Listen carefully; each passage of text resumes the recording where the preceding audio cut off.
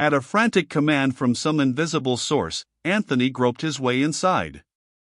He was thinking that for the first time in more than 3 years he was to remain longer than a night away from Gloria. The finality of it appealed to him drearily. It was his clean and lovely girl that he was leaving.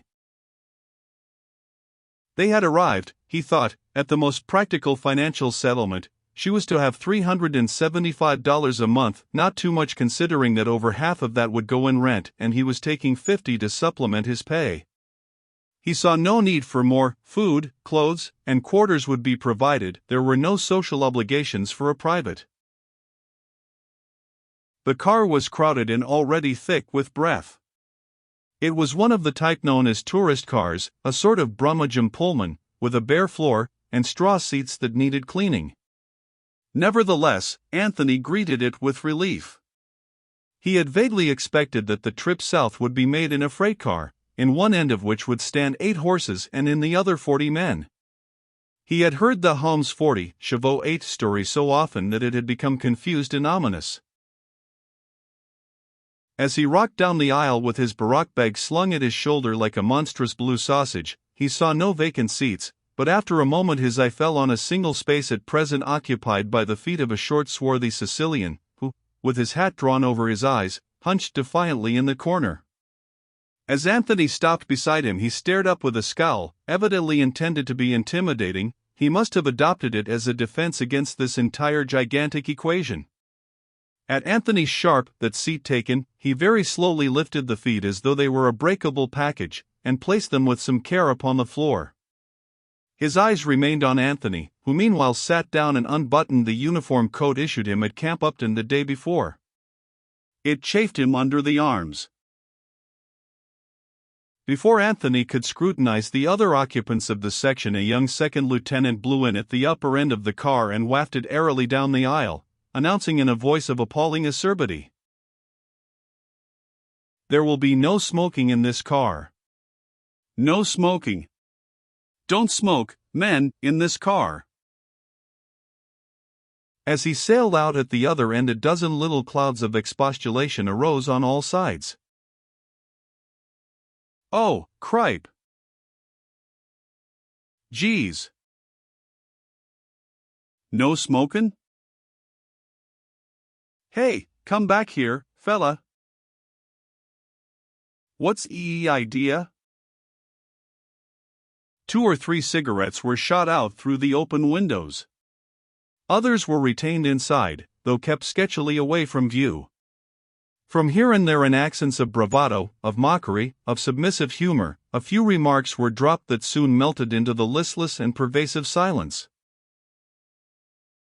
The 4th occupant of Anthony's section spoke up suddenly. "GBY, Liberty," he said sullenly. "GBY, everything except bein' an officer's dog." Anthony looked at him. He was a tall Irishman with an expression molded of indifference and utter disdain. His eyes fell on Anthony, as though he expected an answer, and then upon the others. Receiving only a defiant stare from the Italian, he groaned and spat noisily on the floor by way of a dignified transition back into taciturnity. A few minutes later the door opened again and the second lieutenant was borne in upon his customary official zephyr, this time singing out a different tiding. "All right, men, smoke if you want to. My mistake, men. It's all right, men. Go on and smoke, my mistake." This time Anthony had a good look at him. He was young, thin, already faded. He was like his own mustache. He was like a great piece of shiny straw. His chin receded, faintly. This was offset by a magnificent and unconvincing scowl, a scowl that Anthony was to connect with the faces of many young officers during the ensuing year. Immediately everyone smoked, whether they had previously desired to or not. Anthony's cigarette contributed to the hazy oxidation which seemed to roll back and forth in opalescent clouds with every motion of the train. The conversation, which had lapsed between the 2 impressive visits of the young officer, now revived tepidly. The men across the aisle began making clumsy experiments with their straw seats' capacity for comparative comfort. two card games, half-heartedly begun, soon drew several spectators to sitting positions on the arms of seats. In a few minutes Anthony became aware of a persistently obnoxious sound. The small, defiant Sicilian had fallen audibly asleep. It was wearisome to contemplate that animate protoplasm, reasonable by courtesy only, shot up in a car by an incomprehensible civilization, taken somewhere, to do a vague something without aim or significance or consequence. Anthony sighed, opened a newspaper which he had no recollection of buying, and began to read by the dim yellow light. 10 o'clock bumped stuffily into 11, the hours clogged and caught and slowed down. Amazingly, the train halted along the dark countryside, from time to time indulging in short, deceitful movements backward or forward, and whistling harsh paeans into the high October night. Having read his newspaper through, editorials, cartoons, and war poems, his eye fell on a half-column headed Shakespeareville, Kansas. It seemed that the Shakespeareville Chamber of Commerce had recently held an enthusiastic debate as to whether the American soldiers should be known as Sammies or battling Christians. The thought gagged him. He dropped the newspaper, yawned, and let his mind drift off at a tangent. He wondered why Gloria had been late.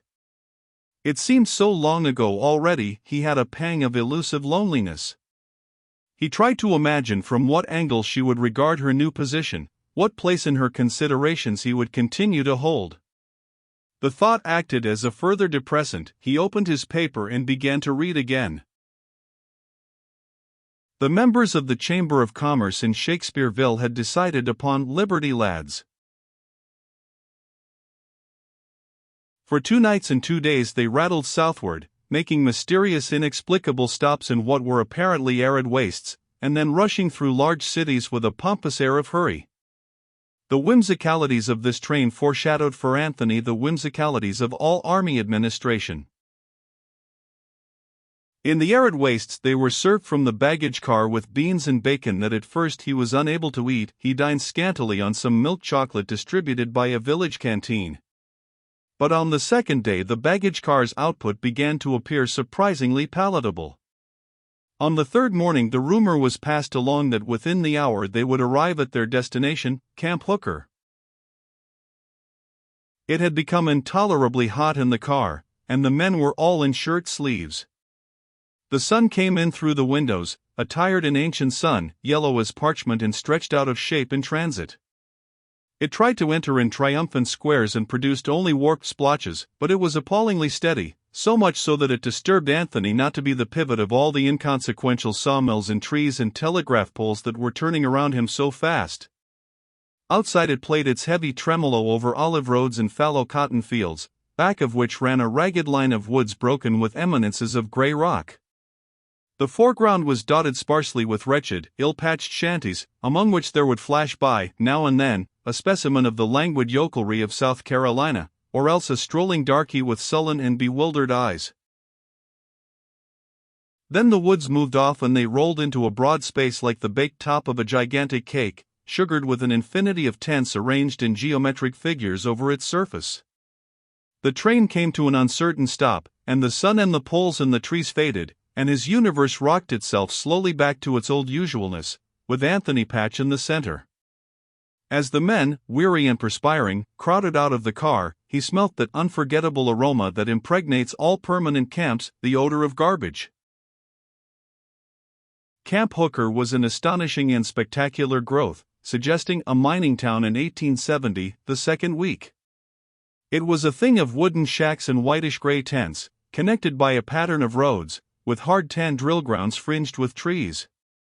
Here and there stood green YMCA houses, unpromising oases, with their muggy odor of wet flannels and closed telephone booths, and across from each of them there was usually a canteen, swarming with life, presided over indolently by an officer who, with the aid of a sidecar, usually managed to make his detail a pleasant and chatty sinecure.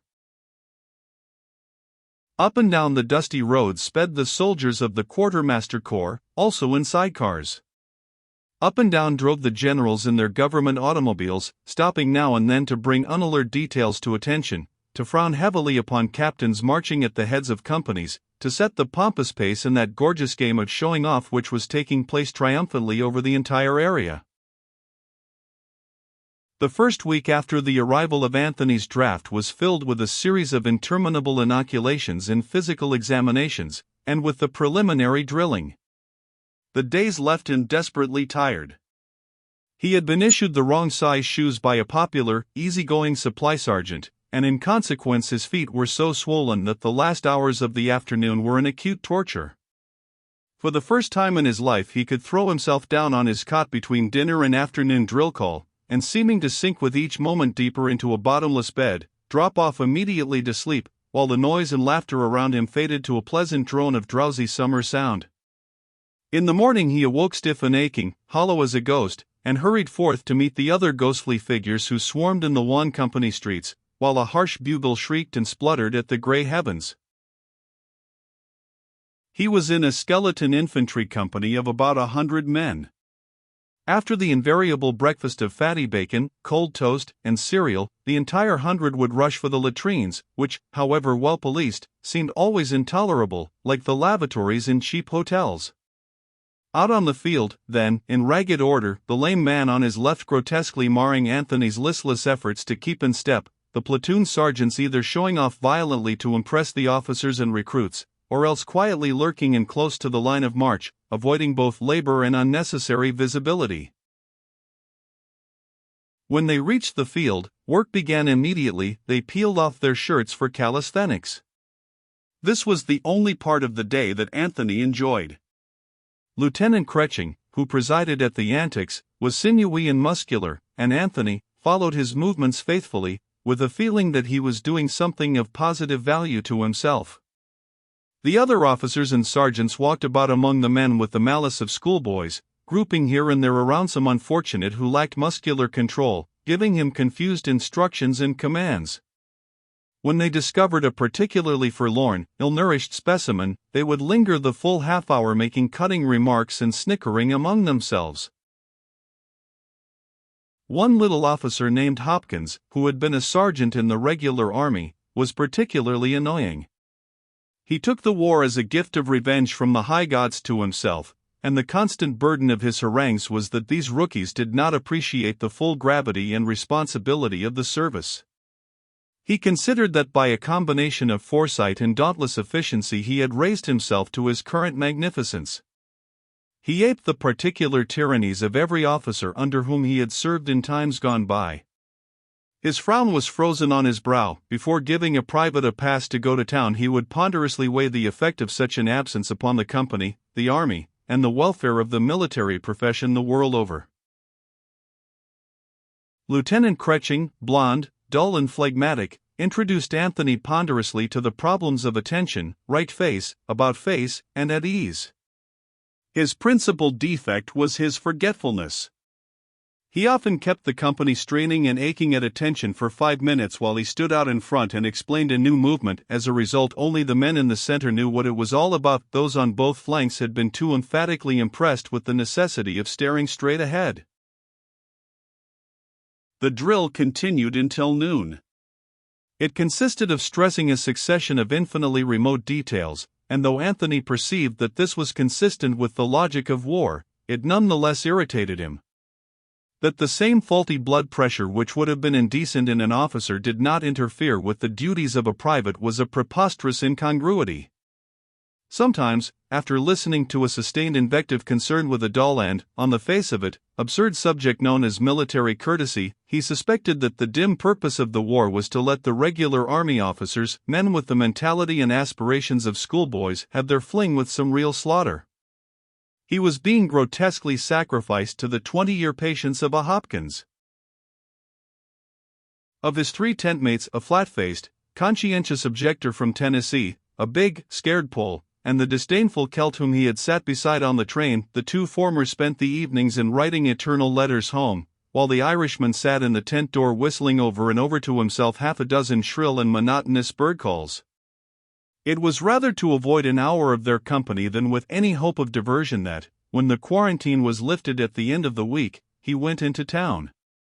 He caught one of the swarm of jitneys that overran the camp each evening, and in half an hour was set down in front of the Stonewall Hotel on the hot and drowsy Main Street. Under the gathering twilight, the town was unexpectedly attractive.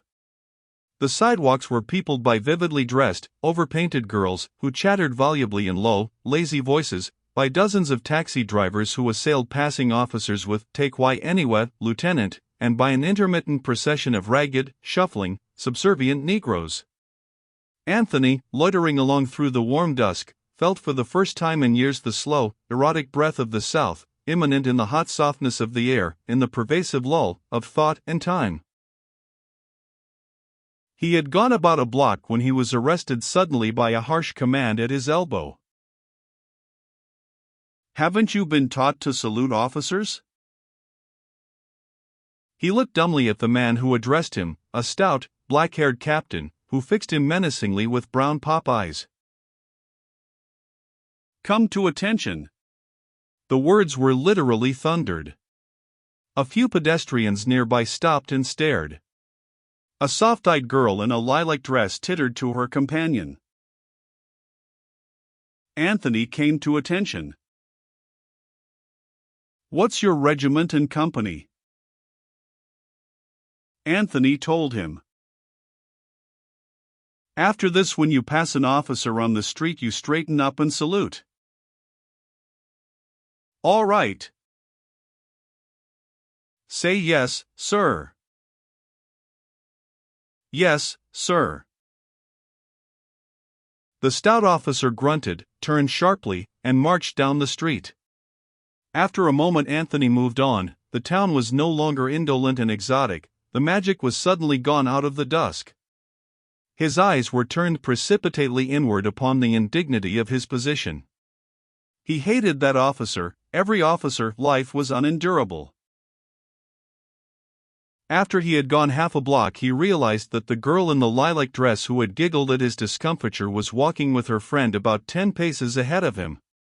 Several times she had turned and stared at Anthony, with cheerful laughter in the large eyes that seemed the same color as her gown. At the corner she and her companion visibly slackened their pace. He must make his choice between joining them and passing obliviously by.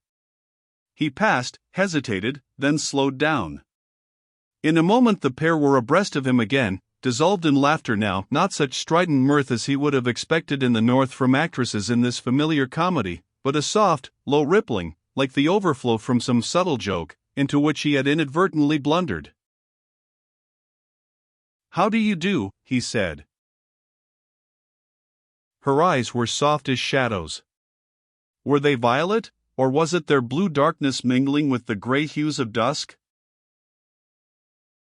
"Pleasant evening," ventured Anthony uncertainly. "Sure is," said the second girl. "Hasn't been a very pleasant evening for you," sighed the girl in lilac. Her voice seemed as much a part of the night as the drowsy breeze stirring the wide brim of her hat. "He had to have a chance to show off," said Anthony with a scornful laugh. "Reckon so," she agreed. They turned the corner and moved lackadaisically up a side street, as if following a drifting cable to which they were attached. In this town it seemed entirely natural to turn corners like that. It seemed natural to be bound nowhere in particular, to be thinking nothing. The side street was dark, a sudden offshoot into a district of wild rose hedges and little quiet houses set far back from the street. "Where are you going?" he inquired politely. "Just going. The answer was an apology, a question, an explanation. "Can I stroll along with you?" "Reckon so." It was an advantage that her accent was different. He could not have determined the social status of a Southerner from her talk. In New York a girl of a lower class would have been raucous, unendurable, except through the rosy spectacles of intoxication. Dark was creeping down. Talking little Anthony in careless, casual questions, the other two with provincial economy of phrase and burden, they sauntered past another corner, and another. In the middle of a block they stopped beneath a lamppost. "I live near here," explained the other girl. "I live around the block," said the girl in lilac. Can I see you home? To the corner, if you want to. The other girl took a few steps backward. Anthony removed his hat. You're supposed to salute, said the girl in lilac with a laugh. All the soldiers salute. I'll learn, he responded soberly. The other girl said, hesitated, then added, call me up tomorrow, and retreated from the yellow circle of the street lamp. Then, in silence, Anthony and the girl in lilac walked the 3 blocks to the small rickety house which was her home. Outside the wooden gate she hesitated. Well, thanks. Must you go in so soon? I ought to. Can't you stroll around a little longer? She regarded him dispassionately. I don't even know you. Anthony laughed. It's not too late. I reckon I better go in. I thought we might walk down and see a movie. I'd like to. Then I could bring you home. I'd have just enough time. I've got to be in camp by 11. It was so dark that he could scarcely see her now. She was a dress swayed infinitesimally by the wind, 2 limpid, reckless eyes. Why don't you come, Dot? Don't you like movies? Better come. She shook her head. I oughtn't to. He liked her, realizing that she was temporizing for the effect on him. He came closer and took her hand. If we get back by 10, can't you? Just to the movies? Well, I reckon so. Hand in hand they walked back toward downtown, along a hazy, dusky street where a Negro newsboy was calling in extra in the cadence of the local vendor's tradition, a cadence that was as musical as song. Dot. Anthony's affair with Dorothy Raycroft was an inevitable result of his increasing carelessness about himself. He did not go to her desiring to possess the desirable, nor did he fall before a personality more vital, more compelling than his own, as he had done with Gloria 4 years before. He merely slid into the matter through his inability to make definite judgments.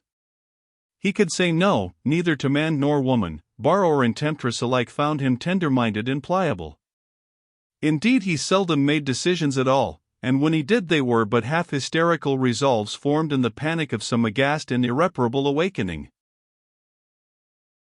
The particular weakness he indulged on this occasion was his need of excitement and stimulus from without.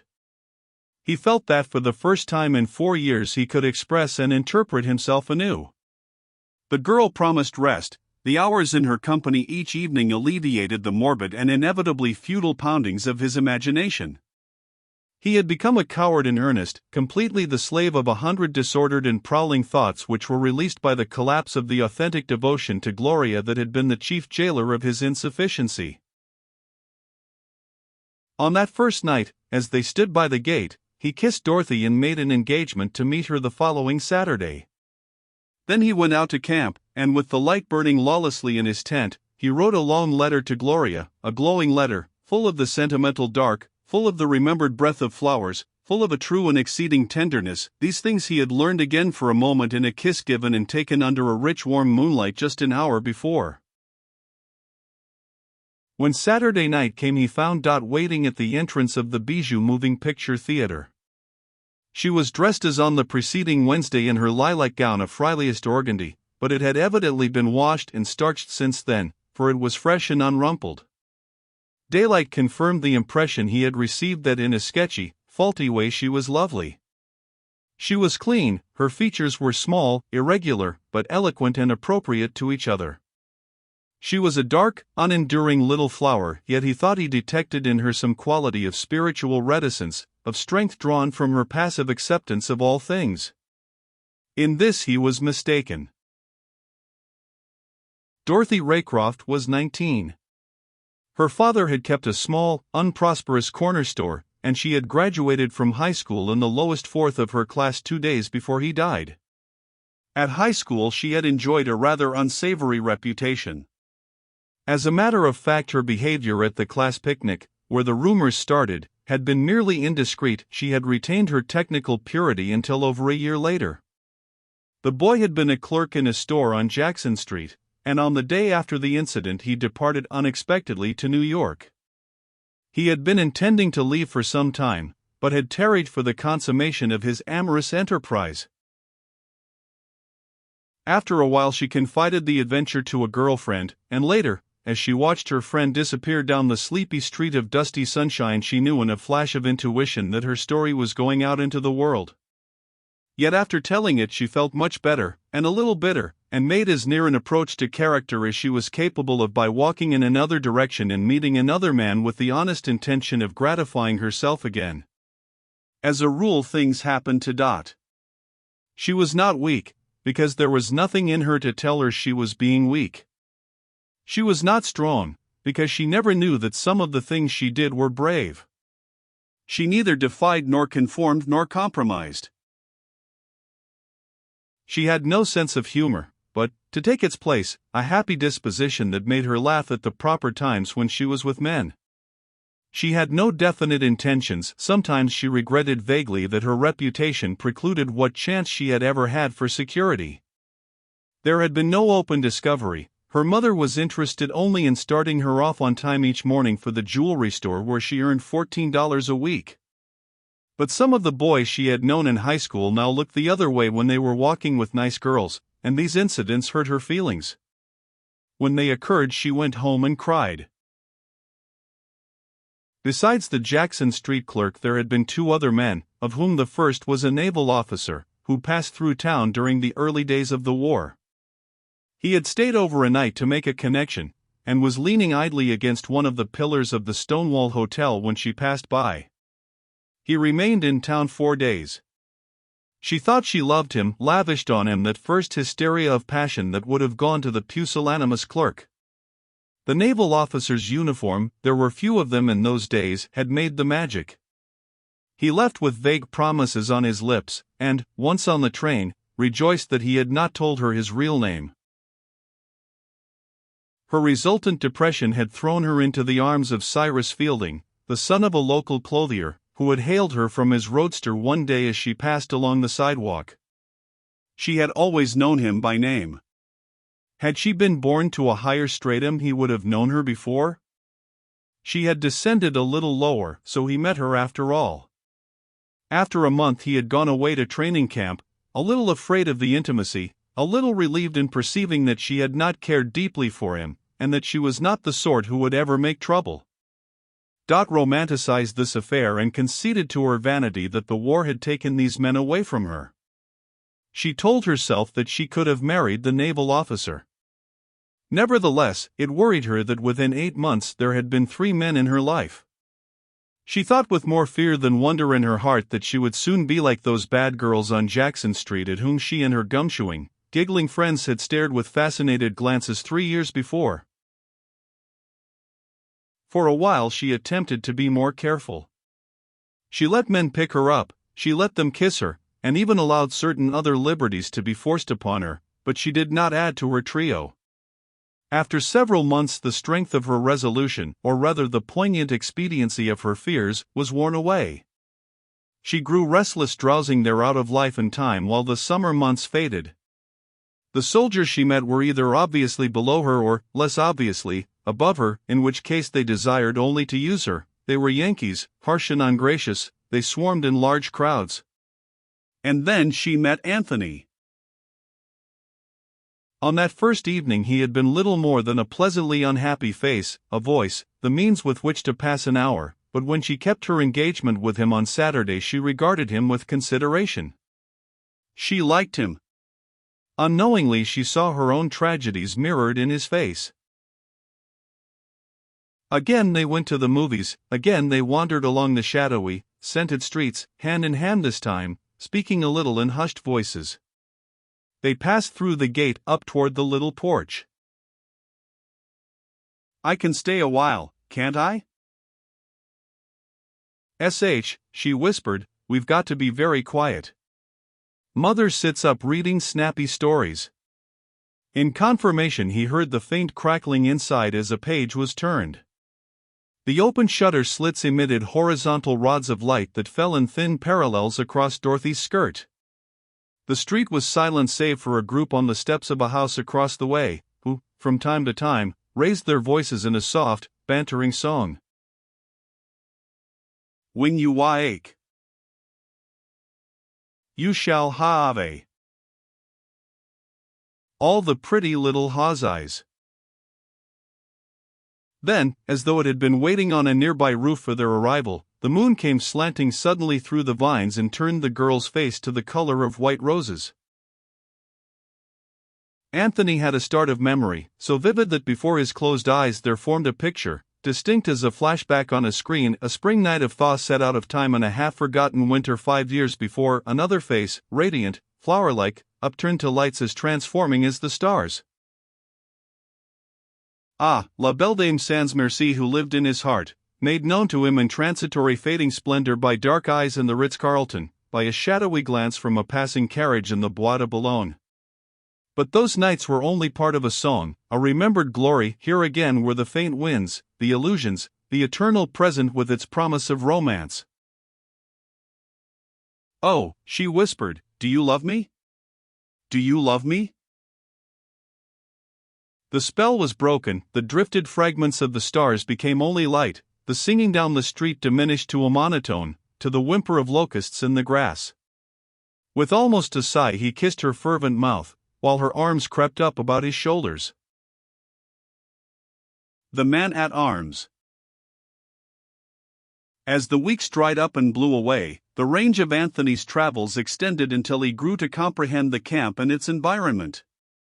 For the first time in his life he was in constant personal contact with the waiters to whom he had given tips, the chauffeurs who had touched their hats to him, the carpenters, plumbers, barbers, and farmers who had previously been remarkable only in the subservience of their professional genuflections.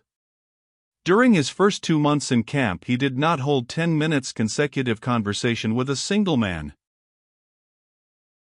On the service record his occupation stood as student. On the original questionnaire he had prematurely written author, but when men in his company asked his business he commonly gave it as bank clerk. Had he told the truth, that he did no work, they would have been suspicious of him as a member of the leisure class. His platoon sergeant, Pop Donnelly, was a scraggly old soldier, worn thin with drink. In the past he had spent unnumbered weeks in the guardhouse, but recently, thanks to the drill master famine, he had been elevated to his present pinnacle. His complexion was full of shell holes. It bore an unmistakable resemblance to those aerial photographs of the battlefield at blank. Once a week he got drunk downtown on white liquor, returned quietly to camp and collapsed upon his bunk, joining the company at reveille looking more than ever like a white mask of death. He nursed the astounding delusion that he was astutely slipping it over on the government. He had spent 18 years in its service at a minute wage, and he was soon to retire. Here he usually winked, on the impressive income of $55 a month. He looked upon it as a gorgeous joke that he had played upon the dozens who had bullied and scorned him since he was a Georgia country boy of 19. At present there were but 2 lieutenants, Hopkins and the popular Kretching.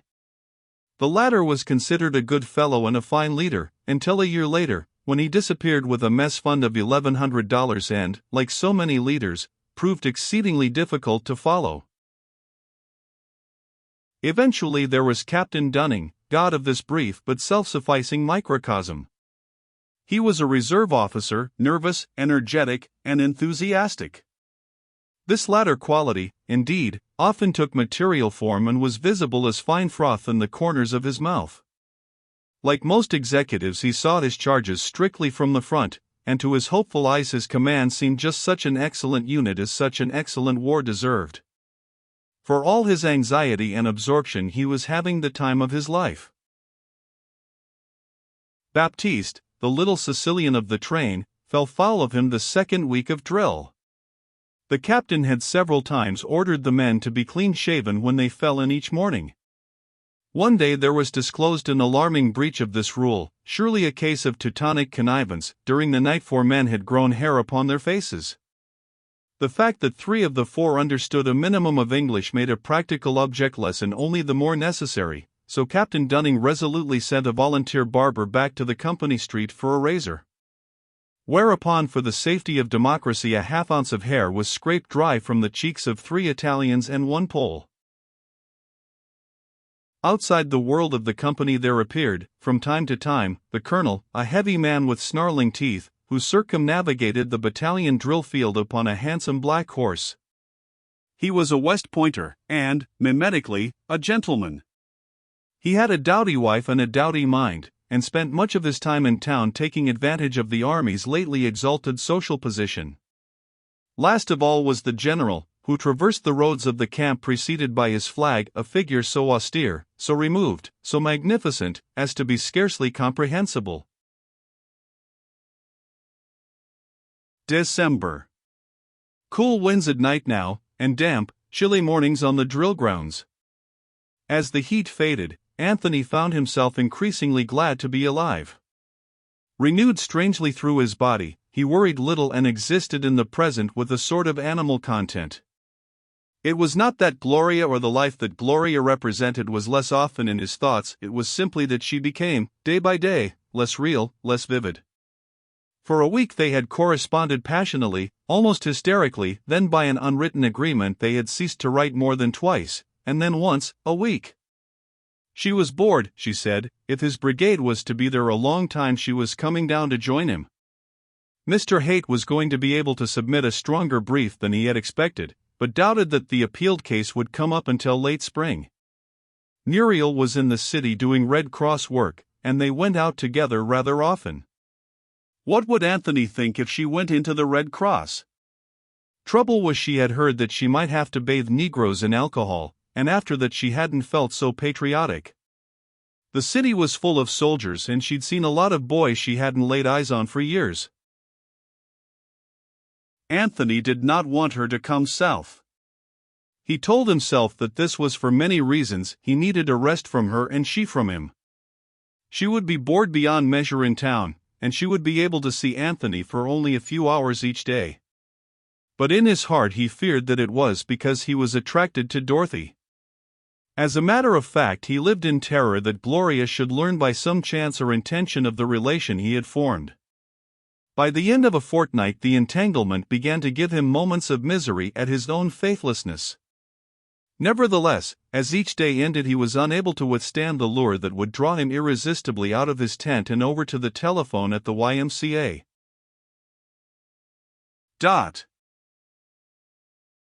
Yes? I may be able to get in tonight. I'm so glad. Do you want to listen to my splendid eloquence for a few starry hours? Oh, you funny. For an instant he had a memory of 5 years before, of Geraldine. Then. I'll arrive about 8. At 7 he would be in a jitney bound for the city, where hundreds of little southern girls were waiting on moonlit porches for their lovers. He would be excited already for her warm retarded kisses, for the amazed quietude of the glances she gave him, glances nearer to worship than any he had ever inspired. Gloria and he had been equals, giving without thought of thanks or obligation. To this girl his very caresses were an inestimable boon. Crying quietly she had confessed to him that he was not the first man in her life. There had been one other. He gathered that the affair had no sooner commenced than it had been over. Indeed, so far as she was concerned, she spoke the truth.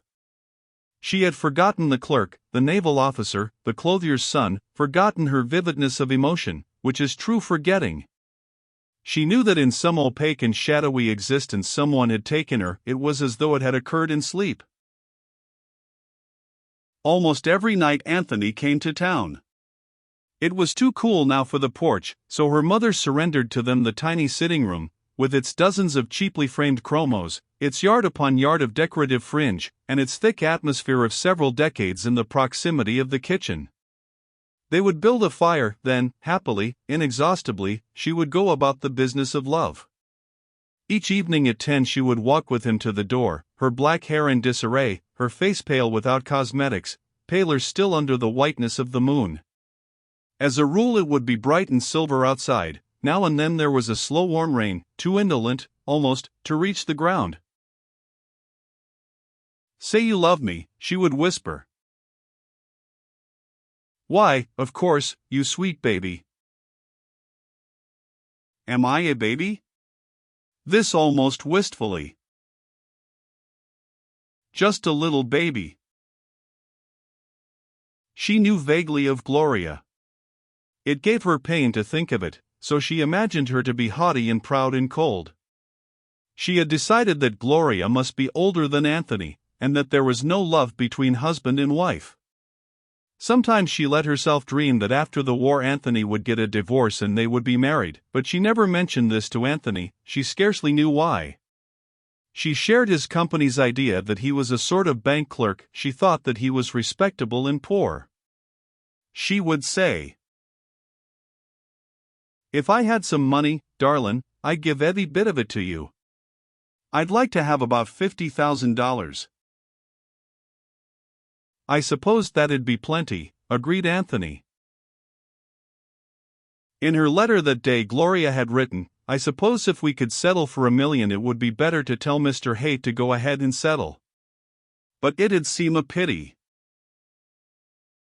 "We could have an automobile," exclaimed Dot, in a final burst of triumph. An impressive occasion. Captain Dunning prided himself on being a great reader of character. Half an hour after meeting a man he was accustomed to place him in one of a number of astonishing categories: fine man, good man, smart fellow, theorizer, poet, and worthless.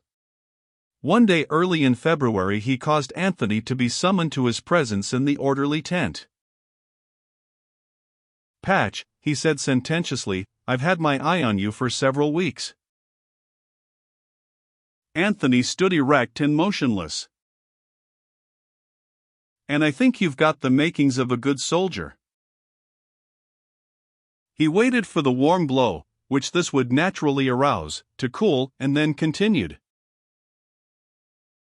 "This is no child's play," he said, narrowing his brows. Anthony agreed with a melancholy "No, sir." "It's a man's game, and we need leaders." Then the climax, swift, sure, and electric: "Patch, I'm going to make you a corporal." At this point Anthony should have staggered slightly backward, overwhelmed.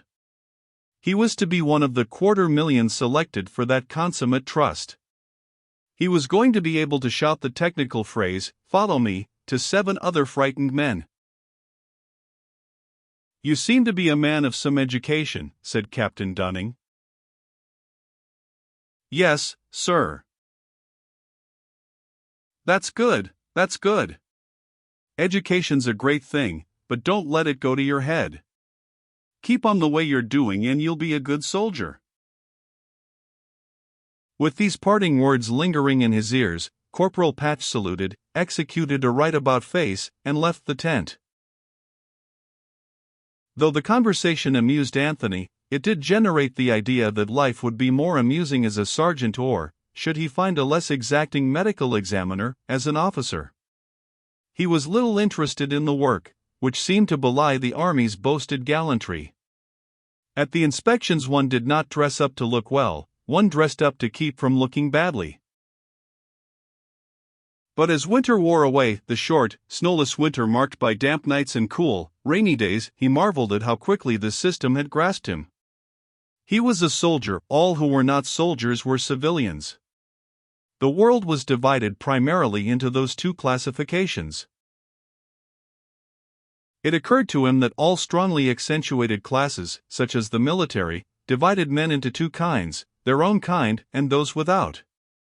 To the clergyman there were clergy and laity, to the Catholic there were Catholics and non-Catholics, to the Negro there were blacks and whites, to the prisoner there were the imprisoned and the free, and to the sick man there were the sick and the well.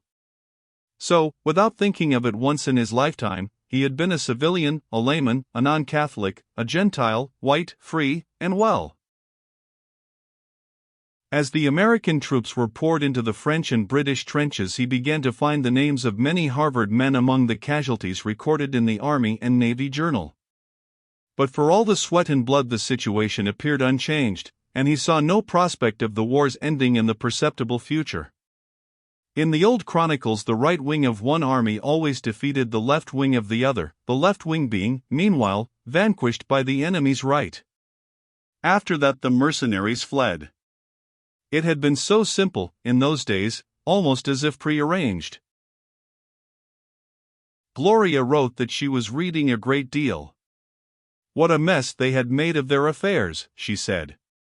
She had so little to do now that she spent her time imagining how differently things might have turned out. Her whole environment appeared insecure, and a few years back she had seemed to hold all the strings in her own little hand. In June her letters grew hurried and less frequent. She suddenly ceased to write about coming south. Defeat. March in the country around was rare, with jasmine and jonquils and patches of violets in the warming grass. Afterward he remembered especially one afternoon of such a fresh and magic glamour that as he stood in the rifle pit marking targets he recited Atlanta in Caledon to an uncomprehending Pole, his voice mingling with the rip, sing, and splatter of the bullets overhead.